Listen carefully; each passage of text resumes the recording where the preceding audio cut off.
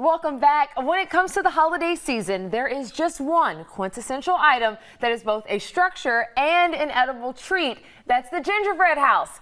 Each year, Dade City brings out the best of them. And there are major cash prizes for the top decorated home. The event founder, Shane Barker, is here to tell us all about it and to show us a couple of gingerbread house making tips. Welcome, Shane. Thank you so much for having me. I appreciate the opportunity. Oh, you're welcome. Okay, so Dade City's gingerbread world brings out the best of the best in gingerbread house makers. And what is the top prize this year? $500 Visa gift card is the top prize. Ooh. $300 for second, $200 for third, and we also have a People's Choice for $200 as well. We have some pictures of previous winners. Like these people, they don't mess around. Yes. This is so elaborate. Yeah, the talent that comes out for this every year gets better and better, and more and more just elaborate every year. So what I do is not necessarily the caliber of what wins. I participate, but my creations aren't judged or anything. They're just there for fun.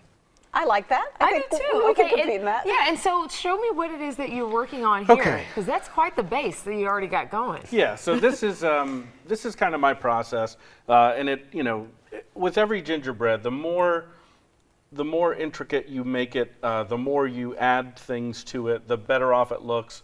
So you don't, get the finer points of the gaps and the misses.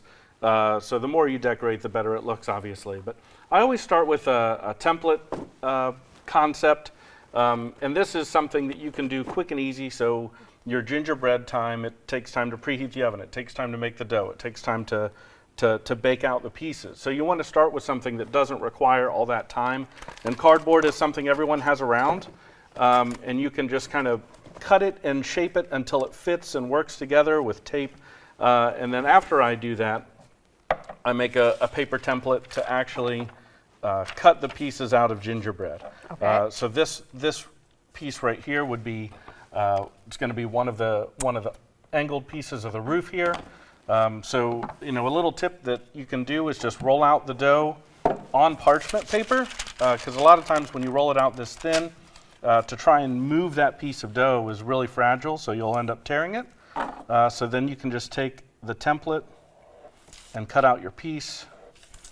I don't know if you can see that or not. And you just use a small knife to just cut off. Yeah, it could be a steak knife. It could be any knife you have around in the house. Okay. And you're just going to cut off the excess, and you can always ball this up and make another piece out of it. So you're going to have all your pieces pre-cut, and that'll make building your house so much easier. Yes. So you take this, lay it on your baking sheet, and put it in the oven. I was wondering, how do you get them to stand and stick together? All right, so this is, in the years past, I've taken just the royal icing. Royal icing really hardens up over time, but it takes time for it to get really solid like that. So this year I did something a little bit different. I found it on TikTok. I don't know if any of you guys are on TikTok, but search gingerbread on TikTok, and they have people that are just melting down sugar as a glue. Now, obviously, kids don't do that. The parents would definitely have to do that. But that's this shiny bit here.